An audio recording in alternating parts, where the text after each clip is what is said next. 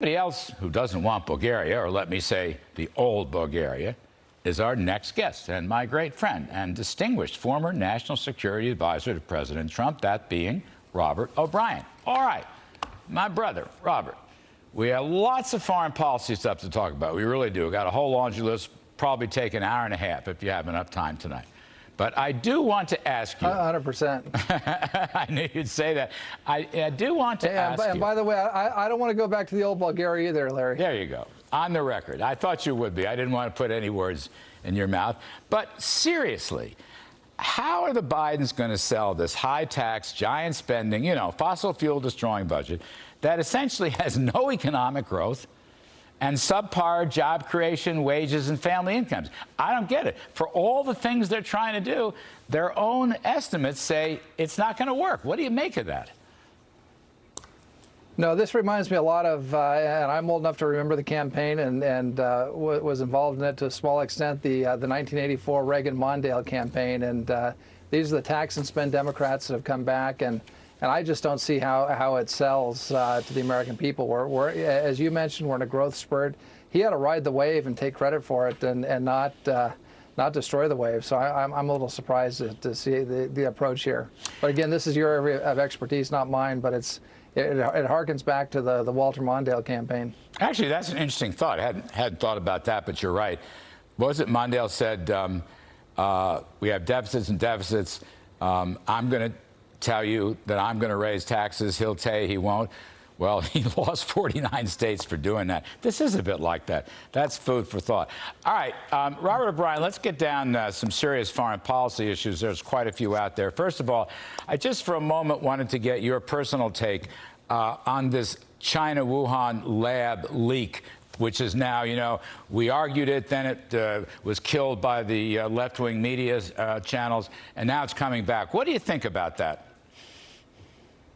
Well, all the circumstantial evidence pointed to the lab leak from the very start, and I think it got tied up in politics, and the left didn't want to. They wanted to pin the virus somehow on President Trump and not on the Chinese. But look, it happened one of two ways. It either came from the wet markets in Wuhan, or it came from the lab, and neither one of them is a good answer. The Chinese have covered up both. They took the wet market in Wuhan and raised it and doused it with bleach. They've now since reopened a new wet market. And they covered up the lab. So it came from one of the two places. They've covered up both of them. The Chinese have to be forthcoming with answers because, look, it's not just about what happened with COVID-19. This is the fifth virus that's come from China since the turn of the century. We've had SARS, we've had MERS, we've had H1N1, we've had, swine flu, avian flu. I mean, this is, I think, the fifth plague that's come out of China since the turn of the century. It's a terrible public health disaster. We're going to have another one, there's no doubt. And the Chinese have to be forthcoming about what's going wrong in their system that these plagues keep getting unleashed in China on the rest of the world. It's not fair to the rest of the world. Robert, it's a key point. Trump's FDA Commissioner, Scott Gottlieb's a good guy, very, very smart guy. And he argued this, just what you said, that this is the fifth case or some such. More are coming. And the testing process is so risky and so threatening that that's one of the things that has got to be improved. Now, China, I don't think China has a lot of believability or credibility on this, but Gottlieb said, if we're going to test, we've got to do it because the risks are so high. James here. Appreciate you spending the next couple of minutes with me. I have earned over, about $7 million online in the last 2.5 years. And before that, I was completely broke. I was negative $60,000 in debt. And now, today, I'm coming you.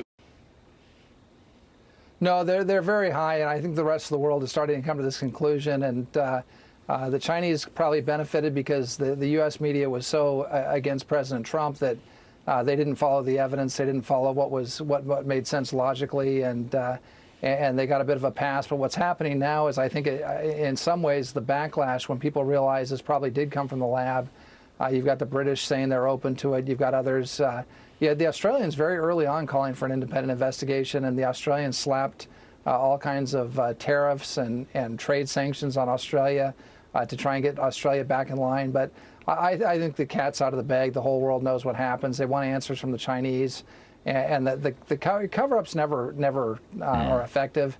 And the cover-up here is not going to be worse than the crime, because the crime was millions of people dead across the world. But the cover-up's going to really shake the credibility of Beijing. And the best thing for Beijing at this point would be to come forth and be honest and say, look, we made a mistake.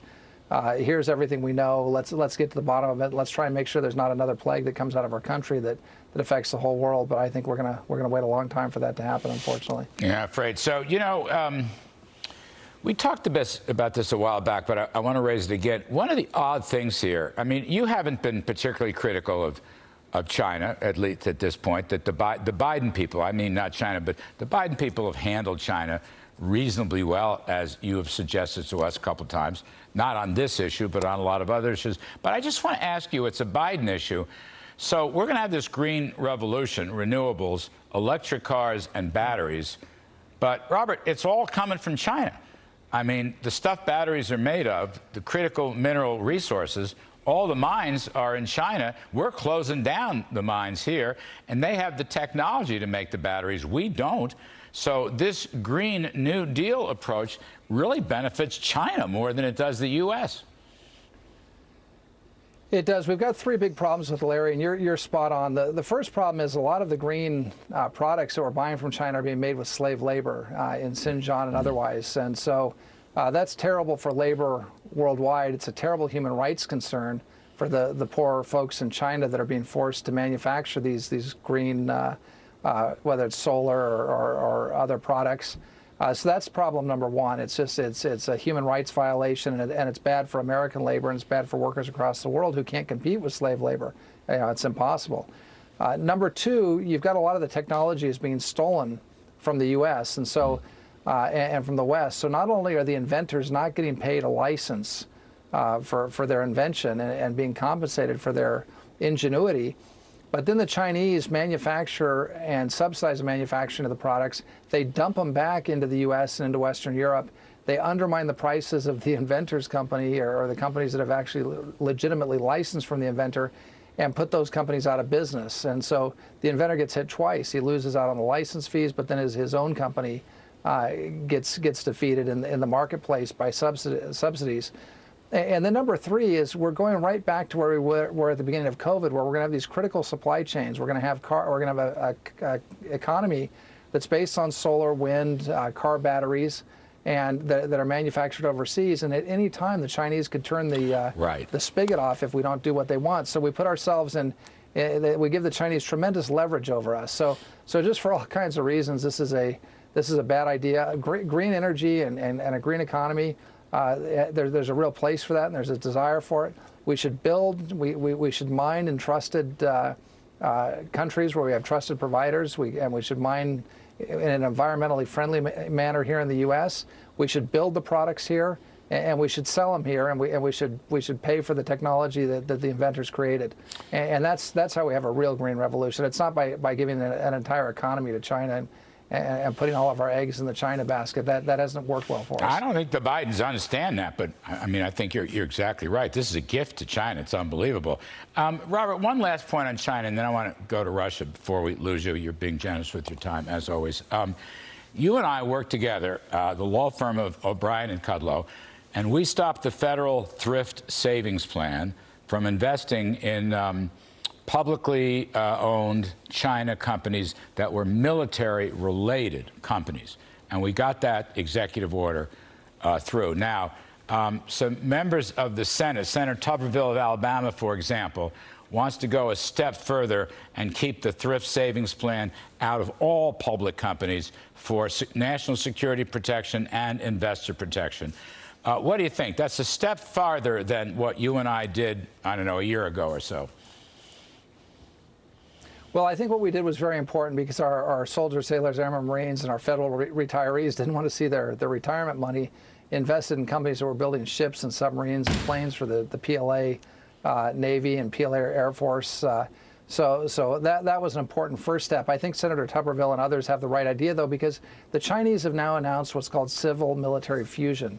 The Chinese government has basically said that every company, whether a purportedly civilian company or a state-owned company, works for the state, and they have to work for the national security of China. So there is no longer a differentiation between a civilian economy and a military or state economy in China. It's all the same. Chinese law treats companies, even private companies in China, as if they were state-owned enterprises for the purposes of national security. So we need to make sure that we're not funding what's been called the greatest peacetime buildup in the military in China since the 1930s, since Germany engaged in their military buildup. And the second issue is one that you identified, Larry, and you were very eloquent speaking about this back when you were in the administration, and that is the amount of fraud, because we don't have real transparency into these Chinese companies. They don't follow the GAP rules. And so we're taking a big gamble with U.S. retirees and investor money, putting it into a place that's not regulated the way the markets are here, where there is no generally accepted accounting principles that are applied. And we're putting a lot of U.S. Individuals' money at severe risk in China. Robert, one last one. I wish we had even more time. Look, President Biden is talking about having a summit with Putin. And so I just want to ask you, we'll get you back on this because it's coming up, and not for a couple of weeks, I think, June 16th. First of all, is it a good idea to have a summit? And what are we going to get out of this summit? And then my last part is something you and I worked on together, and that is they're giving up the Russian pipeline, the last 100 miles or so. They're just giving it up. Yeah. I don't know why. But what do you think about this summit stuff? What's that going to do or accomplish? Well, look, I don't think it hurts to talk to the Russians. I talked to my Russian counterpart, General Patrushev, when I was in office, and they're a major nuclear power. They're a major country in the world, and we should certainly talk with them. But we need to make sure when we have those conversations that we portray strength, because weakness in international affairs is very provocative, and we don't want the Russians to believe, even miscalculate the fact that that we're weak and that we won't take action against them when they engage in malign activity. And right now we have Russia in Georgia supporting separatists. We have Russia in Ukraine. We have Russian troops in Syria. We have the Russians meddling in Moldova, threatening the Balkans, the Baltic states. So we've got we've got a lot of issues with the Russians. They're engaged in a massive nuclear arms buildup and modernization program. At the same time, some on the left don't want us to modernize our nuclear weapons, which are 30, 40, 50 years old. The Russians are involved, putting all of their treasure into building more nukes, number one, and modernizing their delivery systems, number two. So there's a lot of malign activity taking place in Russia. We have to call them on that. One way that we stopped the Nord Stream 2's pipeline, and it didn't get completed during the Trump administration, and it looks like it's going to be completed now during the Biden administration. I don't quite understand it. I don't know what they're getting in return for it. I hope they're getting something. Yeah. I hope they're getting something very big in return for it, because this is the top foreign policy priority of Vladimir Putin. You and I stopped that thing. Can you imagine if President Trump had just... We went, NEC, NSC, stopped it, 100 miles left, right? It worked. It stopped. Europe doesn't even want it. It's just Germany that wants it, and Biden. I just don't get that, Robert. No, and it's terrible for the poor Ukrainians who are fighting the Russians. They're going to get cut out of the gas trade, and it's going to be devastating for Ukraine. So I don't understand it. I'm hoping that Jake Sullivan and Tony Blinken and that President Biden got some tremendous deal behind the scenes that we don't know about. Maybe the Russians are going to withdraw from Ukraine or something in return for it. That's the order of magnitude that you would want to receive in return for allowing this thing to be completed. So we'll have to see what happens. I hope we didn't just give it away on the come, hoping that we'd get some goodwill in the future, because the Russians tend to pocket negotiating